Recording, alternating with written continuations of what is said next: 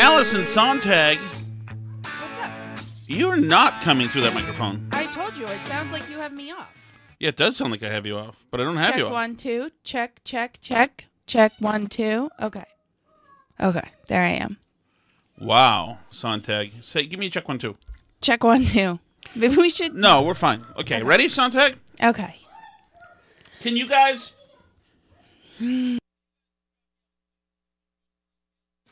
All right. I am destabilized today. Why are you Alice. destabilized? Very destabilized today. What's wrong with you? One of my favorite people. They are no more. Alice, this is important. This is important. I want to take this moment to share something very personal with you. Over the past year and a half, I've been doing some healing and self-reflective work. And through this work, I've had the revelation that I identify as non-binary. With that said, I'll officially be changing my pronouns to they, them. I feel that this best represents the fluidity I feel in my gender expression and allows me to feel most authentic and true to the person I both know I am and still am discovering. In this first episode, I'm excited to share with you. Well, so you remember, that was what my this jumping means to off me and point, what it may look like point for to others. being non-binary as well. Remember, I did a lot of self-reflection right after that. And everything seemed to be perfect. And now it's all up in smoke. I know. What happened? Dateline. Los Angeles. Demi Lovato adopts she, her pronouns again. She's no longer they. They are gone. Mm-hmm. They are now she, Alice. I know. It's very confusing. So she said she went on the Spout podcast. Yeah, which and that's I've where I never heard heard it. and revealed that she now uses she, her pronouns. What is the... This is from BuzzFeed and explained why she made the update. Her Instagram bio still has she, her, they, them. Well, I have a notification bell for when she changes her Instagram bio. So I'll get that. So she should say, I've actually adopted the pronouns of she, her again with me, Demi said before referring to herself as a fluid person. Demi went on to say that she previously felt her masculine and feminine energy were out of balance, especially last year. When you remember I had brought this up as well. Your masculine and feminine energy was very balanced. But I also noticed that about Demi last year, is that she seemed to be very much in balance. Was it the flying off the handle about frozen yogurt places? So, when I was faced with the choice of walking into a bathroom and it said women and men, I didn't feel like there was a bathroom for me. Because I didn't. Everybody has been there. Because I didn't necessarily feel like a woman. I didn't feel like a man, she continued while talking about why she initially adopted they, them pronouns. I just felt like a human. And that's what they, them is about. For me, it's just about, like, feeling human at your core. Okay. Well, So if you feel human, you Right. can be a they, them. right. So she is mostly just a self-absorbed, narcissistic dumbass who's probably a good part psychotic as well. But that's fine. But Blair Wright brings up who is actually a transgender woman who is Meaning she was a man right, before. and Blair Wright has done all the work and all this. This is the person who I found very attractive, and they got caught in the trap of that she's a biological male. Yeah, you didn't know. Right, which put me on a personal You search. were like, this Blair White is really I did a personal like... search. I didn't. After that, I wasn't sure which bathroom to use anymore. Alice, I was looking at both of You them. were doing some Remember you saw me? self-reflective You were work. like, "Why isn't Tom back at the table?" And you said, "Oh, is he in front of the bathrooms again? Just caught in a holding pattern again." Happened all the time. Neither of them feel right. I don't feel like the little stick figure man or like the little stick figure woman. I need you to change the entire place to accommodate me. And you got to learn some new words now, too. Blair White says Demi Lovato is now detransitioning, which for her means switching pronouns again. Many kids she helped to misinform about transgenderism are not as lucky and won't make it out without missing body parts. That's a dark thing, but an accurate thing to say. Some of you influencers who are effing around with this crazy voodoo crap, there are people who believe you and who will make decisions based on this. So especially children with other mental health problems, which including like children on the autism spectrum and stuff. And the idea that you're putting these ideas into the heads of kids who think it's real is so dangerous and toxic. And I mean, I think there will come a time in the not that distant future when people will look back at this, say, like decade of time when we were doing this to little kids and wonder how adults in charge could have possibly allowed the things that are going to come out that were allowed to happen to kids. The playing make-believe is one thing, and it's certainly a kind of abuse, but the surgery is barbaric and puts you in with the worst people in history, who also, by the way, thought they were the good guys. Right, but that's just where this goes. You know, it's one thing to say your pronouns or whatever and wear freaky makeup and make TikToks about stuff. And it's another thing when you start telling kids that the only way they can possibly be happy and not kill themselves is if they're allowed to get these surgeries and remove parts of their body that are healthy, functioning parts of their body and everything else with little to no oversight. You know, and there are countries now starting to take a step back from some of this for kids. Yes. I mean, a good part of Europe is doing it. What will be the categorization of the permanently sexually disabled because of this abuse? Can you guys possibly not play screaming games right now on this floor right here? Can you go to another part of the house, please? Probably not. They probably can't go to another part of the house. They probably have to do it right outside the door of the studio. I don't know what we'll call it. I mean, it's tragic and horrific and terrible what we've done to kids. And I mean, it's one thing when adults choose to do this stuff. I'm still not a huge fan of it. But like, I think for one thing, I think we should open up allowing doctors to get sued under their malpractice insurance if kids regret their surgeries. Actually, really, if anyone regrets their surgeries. Because clearly, if people are taking these drastic steps and then regretting it and feeling like they've ruined their lives, you didn't take enough steps. You didn't put enough guardrails around it to make sure that this was actually a person who really needed this process to live. Right. And what's happening in Europe is they're prioritizing mental health, which is, of course, what you should do. Because if somebody says they want their breasts removed, then you've got a serious situation there, especially a child. Yeah. What other child urge would you ever act on like that? Yeah, it's insanity. It's insanity. And what's completely crazy about it, too, is that these are like the nicest, most accepting, tolerant parents. And they're willing to like put their healthy kids under the knife for absolutely no reason at all, except like the trend told them to do it. It's dark. It puts me in a dark mental place when I think about the parents who just like go right along with that stuff, because it's so insane to me. And I mean, and there's all kinds of mental illnesses we're making acceptable now, like the multiple personality disorder, or what used to be called multiple personality disorder, that's now called dissociative identity disorder. You have these kids on TikTok making whole videos about how they have all these different personas that they adopt and their different personalities, and they believe they're really multiple people living in one body. Well, like, I guess why not? If you can be a man trapped in the wrong body, why can't you be multiple people trapped in one body? You know, but that's what you get when you start taking people's delusions at face value. There has to be a shared reality here where we say, no, you're one person, where we say, no, you're a woman. Like, I'm sorry, that's what you are, but like, we'll work on that and deal with whatever it is that's making this so difficult and painful for you to believe that you're a woman. Well, the problem is, of course, that the mental health community is also corrupt. Of course. The psychologists and psychiatrists, they can't be trusted for crap. crap. The trans one is particularly dangerous because it involves medicalizing things to such a high degree. It's not just the surgeries, it's the lifelong hormone treatments in order to maintain your delusional sense of self. It's the permanent work that you have to continue having done. I mean, like, we can all see it when you see even just people who get regular plastic surgery to look better as they age or whatever. It starts to not look good after it wears in after a few years, and you have to go get more surgery to keep it up and all this stuff. It's a lifelong, deep medical commitment. So of course the pharmaceutical industry loves it. Of course the medical industry loves it.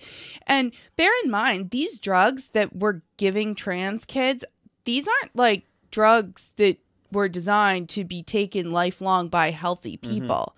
These are hardcore hormonal treatments. Like, take even just puberty blockers that they love to say is so innocent and like totally reversible. It's completely fine.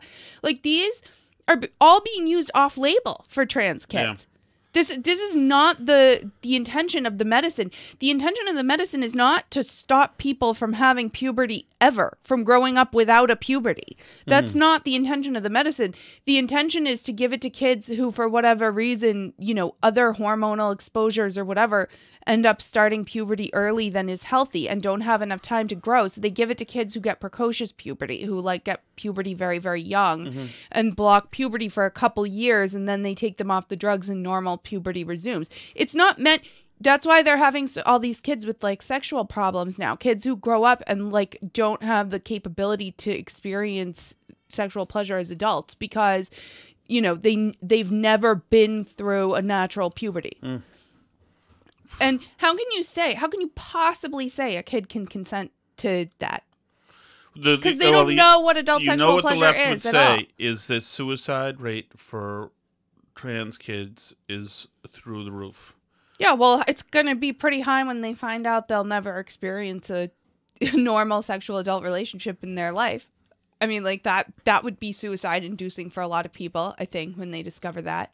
Well, I would think also that the problem is like the solution to the question, Johnny's going to kill himself unless we remove his penis, isn't, the resolution is not remove his penis so he doesn't kill himself. I think that the problem is that Johnny's going to kill himself if you don't remove his penis. Yeah. That's the problem. That's something happening in Johnny's head that needs to be rewired immediately, because until the last 10 years, we didn't go lopping off stuff because somebody felt like it should be.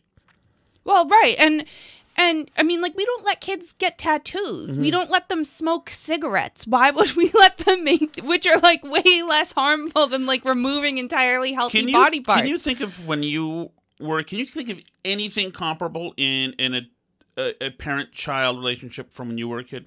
Anything comparable?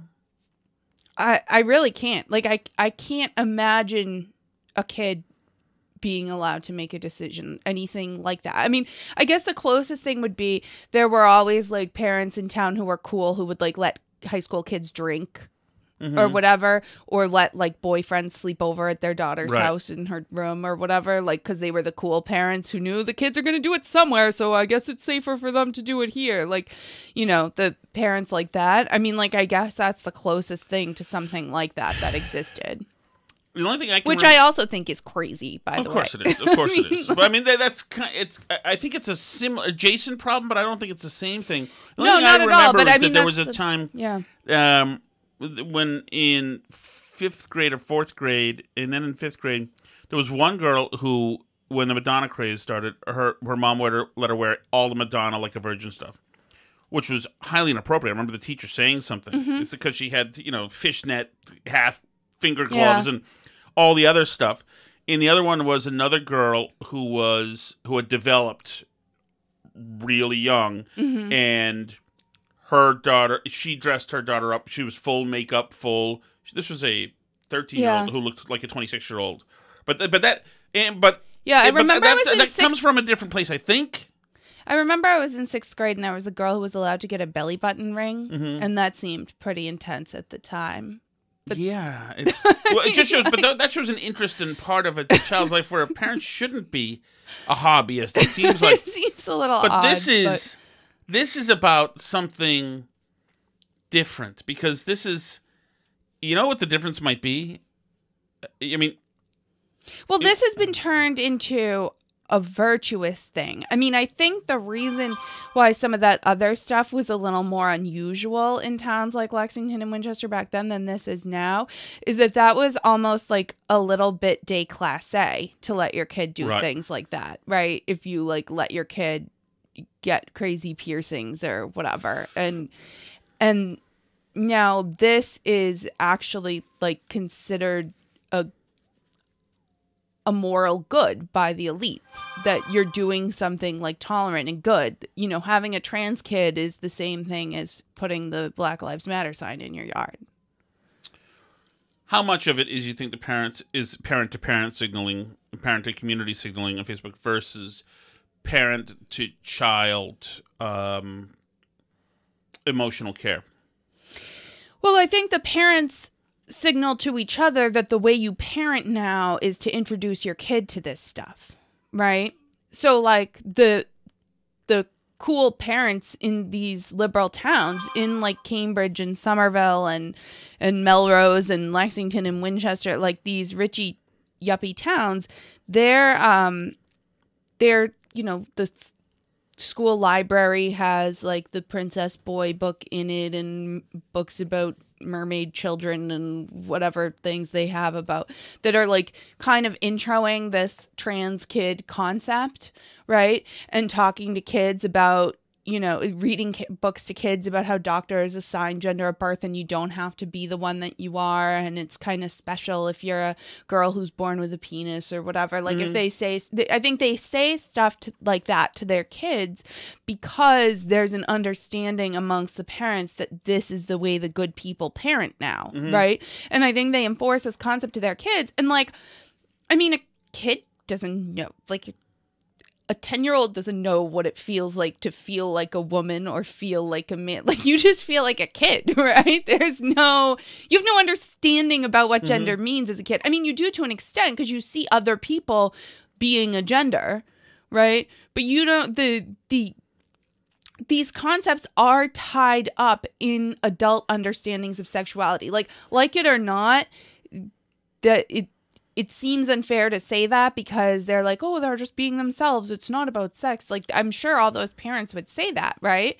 But realistically, the human understanding of what it means to be a man and what it means to be a woman are tied up in our sexual roles, like biologically. That's just the reality. And that impacts everything from the ways we interact with other people, to the ways that we dress, to the way we want to be seen by others, to the ways that we form relationships and attachments. Like, it just does. This is like an evolutionary biology thing. It's not mean. It's just how it is. And of course, there's ranges of how people embody being feminine or embody being masculine, right? But at the end of the day, like, being a man or being a woman is entangled with these biological realities that we all go through. And kids don't have an understanding of that. I mean, to them, being a boy or a girl is a haircut because that's what they know about it. And of course, there's some stuff they like to play with, the toys they like to play with, but that's not the fundamentals of what gender is. I mean, I think that's pretty common. Like, we've had a girl and then 3 boys, and I think that they were different to raise, but that's not always true. That's not what being a man or a woman is. Right. And also, we've got a 4-year-old and 6-year-old who are both wearing their sister's frilly dress in part of the stuff they play. And one of the 18 things they play a day, I know. One of them is that pink dress that either one of them has on when they pretend to be getting married or pretend to be Anna and Elsa or whatever. They also dress up as a chicken and a fish. Exactly. And, exactly. But, whatever. You know, if I think that there are certain progressives who would see that and say, oh, whoa, this is great. Do you like wearing that? Is that comfortable? Do you feel better wearing that? Yeah. Is it more comfortable than wearing those jeans that you were wearing? Are girl clothes pretty? Yes. Here we go. Now's a chance for me to show out of my head over heels affirmation that I'm going to do for my child. Now's a chance for me to show that I am empathizing community-wide, globally, with those who are struggling the most by practicing behavior with my own child that should be modeled to those who are treated badly all around the Right. world. So let's do the project. I'm going to be totally affirming to you. I'm going to, in a matter of fact way, call you they on social media, and just it's very, just I'm going to normalize it. And to me, a good part of that, one part of that is, I just think a lot of people just feel like they're doing something. It takes the place of religion. They feel like they're doing something really positive and showing everybody that they're making a sacrifice. And that's the importance of that. It's really important. That's why I don't know that, like, the drag queen is probably more likely to be killed and has a harder situation. And I know there are people out there who hate the drag queen, probably Trump people, and would love to kill the drag queen. So I'm going to show you just how comfortable I am and okay it is for the drag queen to be doing that. Here, my kid's here too. It's so normal and so not gross, because I want to show not only the drag queen, but I want to show everybody just how much. And I think for some other people as well, they know that they've got a job in tech or a job in marketing or maybe a job at one of the big colleges somewhere or biomedical, whatever. And they know they want to be empathetic, and they know that they're making, $15,000 per week, or $20,000 or $100,000 per month, or 50, whatever. They're making $500,000 a year. And they know that there's a big friggin' gap between themselves and everybody else who's making 20, 30, 40, 50, 60, whatever. And they're saying, oh my God, this isn't right, because I don't do anything extraordinary, but I don't deserve this living I have. So I'm going to go out there and show that I can sacrifice in every single other way. Now, I'm not moving out of Melrose, and I'm not moving out of the nice part of Cambridge or Wellesley or West Hartford, whatever, because I want that stuff. I want to be there. But I was brought up in a good Protestant upbringing, or Northeast sophisticated liberal upbringing, where you have to show humility and you should empathize with people. So I'm going to do all the things to make the guilt of all the money I'm making go away. So we're still going to go helicopter skiing in Aspen, and we still have the house in Wyoming, and we still have all the beautiful things in the Range Rovers. But I am really always showing in every possible way that I am sacrificing, and I don't feel good about my lifestyle. And really, you know what it is? It's a carbon offset, carbon credit. That's what it is. No, I'm not living. It's also something in lieu of giving the money to other people.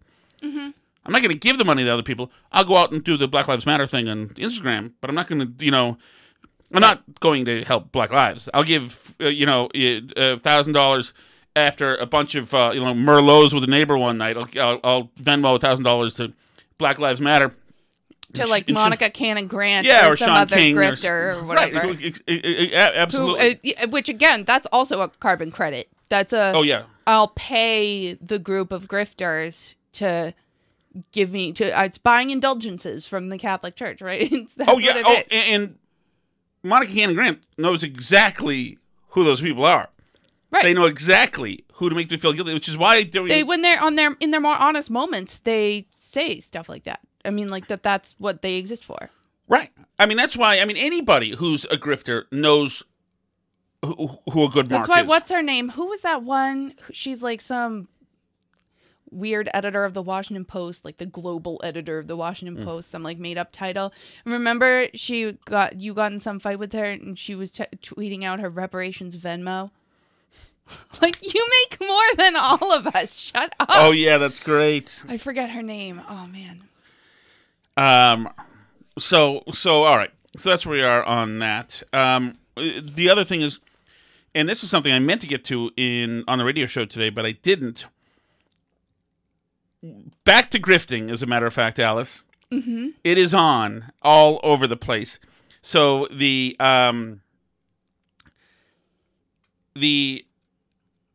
Sesame Place thing has now, shockingly, now there's two different lawsuits, two different, what's it called when it's a bunch of people?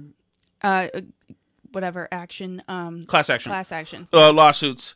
And, of course, it's all over the place, including now Legoland. From Sesame Place to Chuck E. Cheese, social media has been on fire lately with accusations of discrimination against small children. The Chuck E. Cheese one is great, too, because the mouse is like, they're giving the announcement, so the mouse is just like turning around and standing at attention, and so he's not saying hi to the black kid in front of him. Great to be here with you to celebrate He's in front of the stage. Now, for those Hi, everybody. But no, what's happening now is everybody's just following these. Oh yeah, well if you can get $24 million for your kid getting ignored at Sesame Place, like. Doesn't everybody? Oh, yeah. And it's hit Disneyland as well. From Sesame Place to Chuck E. Cheese, social media has been on fire lately with accusations of discrimination against small children based on the color of their skin. Well, now a local family says that they felt their kids were invisible during a visit to Legoland last month, and they want to see changes. Does this video prove prejudice at a theme park? A mom from Bridgeport says her family left Legoland feeling left out. So there you go. All the white children were getting all of the attention from all the employees, but all the children of color were completely ignored. Now, that's not exactly true. It's actually very heartbreaking because I never want to take my daughter or my nephew to any of these places ever again. So Legoland is fighting back. They say actually that they have camera footage showing the entire thing and that everybody got attention, everybody around there. And you think that would make sense, too, considering the Sesame Place stuff that's been happening. But there's another one. The people are jumping onto Sesame Place. They're going after that. These are black mothers who are now filming their kids being dissed by... Of course. Well, I'm going to venture a guess here that if Tom Shattuck were a black mom and people were getting $24 million payouts for having their kids be ignored at Disneyland, you would pack up all the kids in the car and be at Disneyland. You are GD right about that, my friend. Sneaking up behind character actors. You are absolutely right about that. I don't know if there's any way to possibly pull it off. Our kids are not over-pigmented whatsoever. But do you remember, actually, when we were at the White House, when we went to D.C. with the kids? It was the White House tour, everybody, as much as I wish it wasn't. Yeah, no, we just did the public White House tour, yes, right? We weren't called there.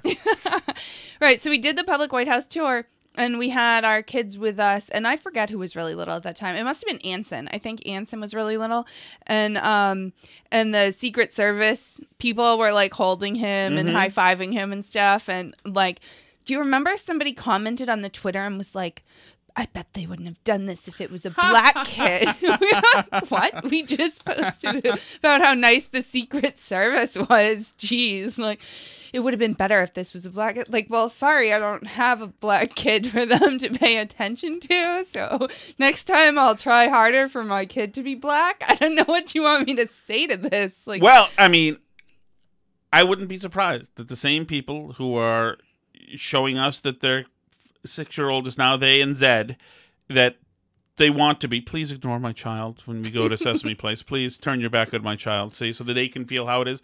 Would that be insane? Well, I bet kids that are gender non-conforming are next. Maybe that's the angle. Maybe you put our boys in a dress and take them to the place and have them be ignored and then say that they were ignored because they were non-gender conforming. I love that. Okay. Oh my God, I love that. I will do that in a second. You gotta get in line, Lauren. This is the mother at Disneyland trying to catch Rapunzel. Lauren, walk back to the back of the line.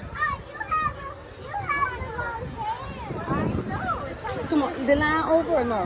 We don't really have a line. We're just walking around. Oh, cool. All right, I'm gonna Go to the back. picture real quick. There y'all go. Rapunzel is walking along the park saying hi to kids around, but this lady, her daughters, Lauren, has not gotten the attention she wants from Rapunzel. What about us? What? Rapunzel! She walked off when she saw y'all, just like the Elmo. Just like the Elmo. What an organic film this is. What were the chances she was filming and the exact same thing happened? It's crazy. Wow. Excuse me, ma'am. You waved at everybody except for them. Ain't this what the Sesame... Excuse me, sir, that's walking with the princess? Yeah, she reeled back in the sacrament line when she realized she was out of gas on that. She waved at everybody except for them. Oh, this like Elmo, yeah. Y'all see this? Oh, yeah, I remember. He walked past too. Yeah, the Elmo walked past all the black kids. That's right. That's their story, Alice. It's just so transparent. It's really like... So now, one of the problems for the Sesame Place people, and of course everybody's doing it everywhere. This is such a cheap grift. It's not good for anything that we're seeing this. And unfortunately, there are cross-cultural battles here happening. So there's a guy who worked at Sesame Place who got fired for breaking the social media thing. Mm-hmm. So he's salty at management. Right. But he loves the characters. His friends play the characters. His name is Zay Reed. Okay. And he's a black man. Mm-hmm. And he went to the media, and this is inconvenient. Zay Reed is a former Sesame Place employee, fired for violating the company's social media policy. He's reacting to a now viral video at Sesame Place, where the family says this video shows the character Rosita motioning no towards two black girls. They say the character then interacted with white children nearby. Reed has experience suiting up and walking in the big parade. One of the things they do tell us is that if someone were to ask us to do something that we cannot do, such as hold their child, which happens a lot. It's so many people want Elmo to hold their baby. We are told to say no and then leave that area. Uh-oh. Sesame Place has previously said the no sign was to another family asking for a picture with a baby. But it makes complete sense as to why Rosita would do that, because that is what we were told to do. Uh-oh. And you can tell, even in the video, that before Rosita turns to the girls, she's looking at someone else. She's looking like off screen, like past them. So it's completely believable and understandable that the worker did what they were told to do. I just think, personally, it was a mistake to try to communicate the way they did. According to the family of the two young... In other words, don't put out the statement that Right. management put out. girls seen... And he's right, because you see what it got them? See what it got everybody? In this video, it was a clear example of racial discrimination.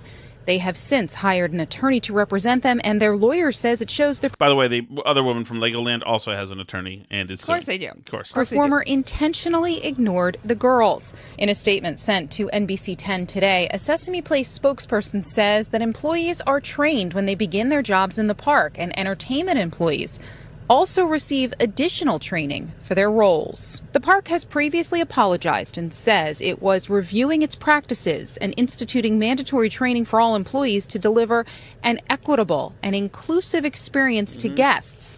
Reed says the performers have several challenges. Headbands fall off and characters sometimes can't really see at all. He says those oversized hands make it hard to feel anything.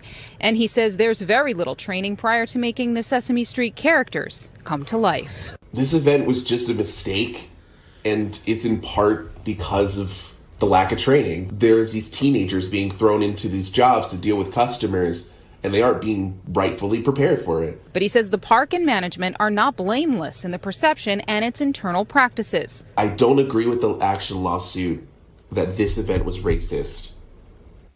But if they do push forward in trying to prove that Sesame has those practices, they are right. Sesame Place does have some practices that need to be fixed. It's just unfortunate that it would get recognized under the thing that wasn't racist. Reed says he knows the individual involved is devastated by what happened. He says he doesn't want to see an employee blamed for the policies and lack of training. And that's why he chose to speak out. So there you go. He is a guy who has a perfect opportunity to call racism if he wants to. Well, but I think he's kind of trying to say that that the employee isn't racist, but that the company's training led to an outcome that could be perceived to be racist. Sure. No. He's trying to hit management. There's no doubt about that. It's the racist system striking again, that nobody might have any personal animus towards people of color, but that the system caused the perception of racism. But maybe we shouldn't be training everybody to perceive everything as racism when stuff just happens. Like, I just can't imagine going through life trying to tell your kid that every time they're disappointed by something. I mean, like, we have kids. Kids get disappointed by a lot of stuff. Yes. And a lot of times it's, like, completely preventable stuff or things that you told them to do. Like, we were just out for ice cream and our kid really wanted to get a cone and we tried to get them to put it in a bowl and they didn't want to put it in the bowl because they wanted the cone.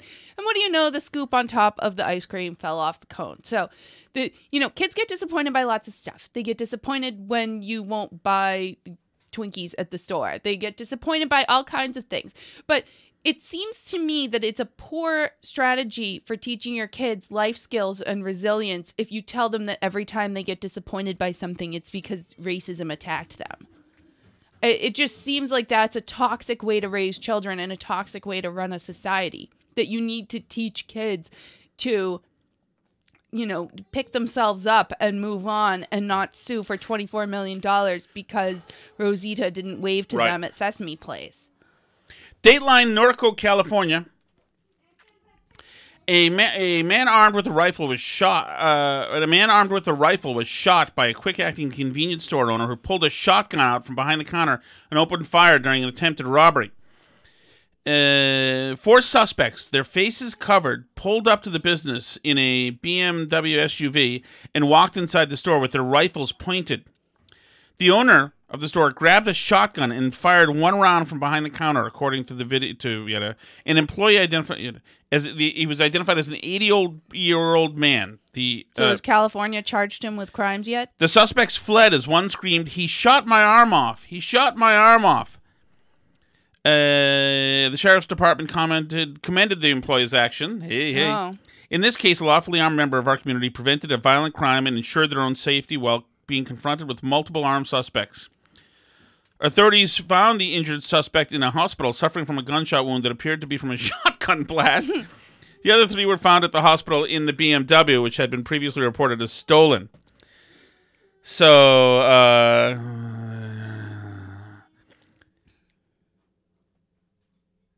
yeah. The main suspect remained in hospital in critical but stable condition. He will be booked into jail after he's released from the hospital. Here. Along those lines, Zoa Hari is dead. Did we talk about that yesterday? We didn't. No, that happened after, I think. So that is good. We like him being dead. He's a POS. Of course, he was living in the Beverly Hills of Kabul, because which we're told nobody lived in. We were told that there weren't that there were no terrorists in. No Al-Qaeda in, by Biden, no Al-Qaeda in Afghanistan.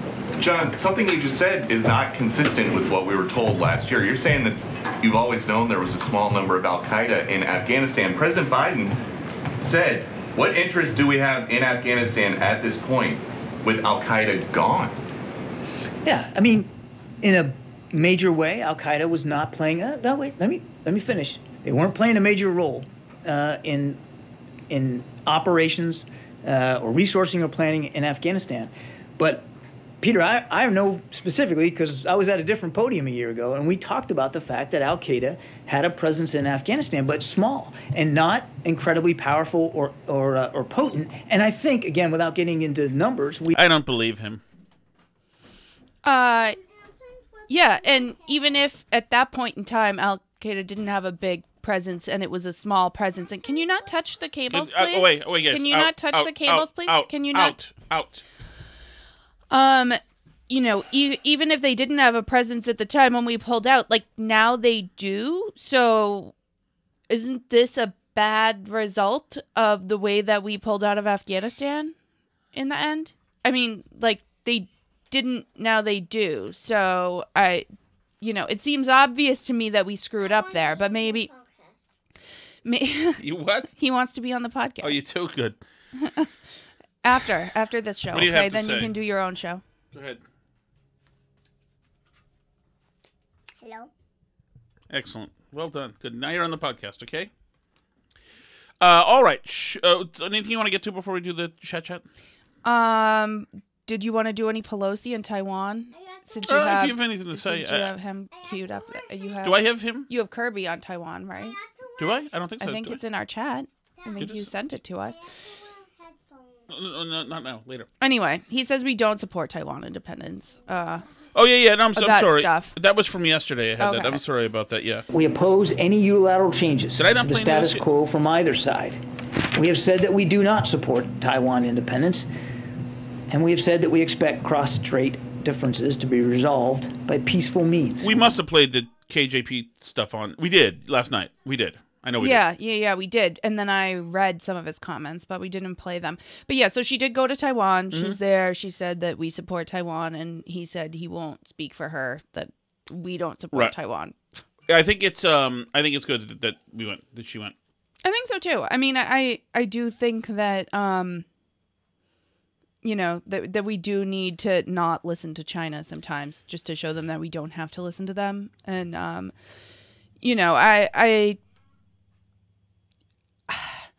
I don't like where our armed forces are going, but we still are an extremely powerful country, and we need to not get pushed around by China. I mean, I'd like to see us be stronger. So on this, I'm like more with Pelosi than with the Biden administration, because I think that they're weak, and I think they show a lot of weakness to China. I think they showed a lot of weakness to Russia, which is why Ukraine is in the situation that they're in now. And I think that I hope that the Biden administration doesn't do the same thing to Taiwan that they did to the Ukraine. Right. No, same here. By the way, the PACT Act just passed the Senate. That was the thing, the burn pit thing. What was the vote? It was the same as before, so it was 86-11. Okay. I know that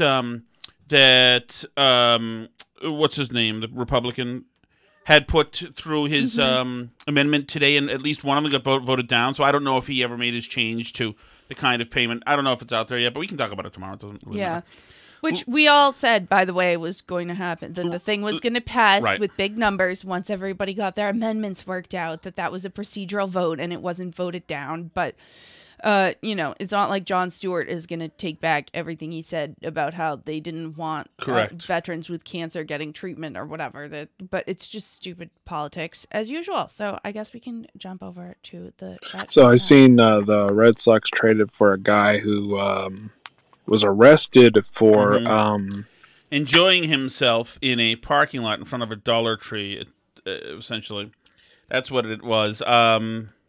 Giving the old knuckle shuffle in a parking lot right in front of a Dollar Tree. Which was a great, smart idea. Can't make this up.